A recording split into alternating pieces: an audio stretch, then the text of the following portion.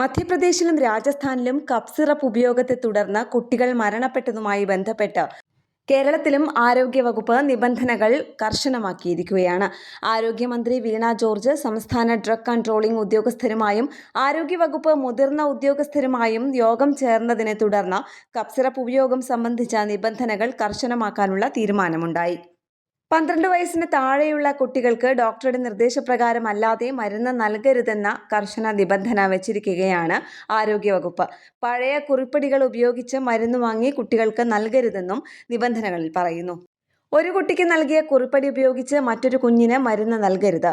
Cough syrup ഉപയോഗത്തിന്റെ ദൂഷ്യഫലങ്ങളെക്കുറിച്ച് പഠിക്കാൻ 3 അംഗ സമിതിയെ നിയോഗിച്ചിട്ടുമുണ്ട്. സംസ്ഥാന drug controller, child health nodal officer, academics of പീഡിയാട്രിക്സിന്റെ പ്രസിഡന്റ് തുടങ്ങിയവരടങ്ങുന്ന സമിതിയാണ് പഠനം നടത്തുക. ഫാർമസികളിൽ നിരീക്ഷണം ശക്തമാക്കാനും മാർഗരേഖ പുറത്തിറക്കാനും തീരുമാനിച്ചിരിക്കുകയാണ് ആരോഗ്യവകുപ്പ്. ന്യൂസ് ഡെസ്ക് കേരള പ്രണാമം.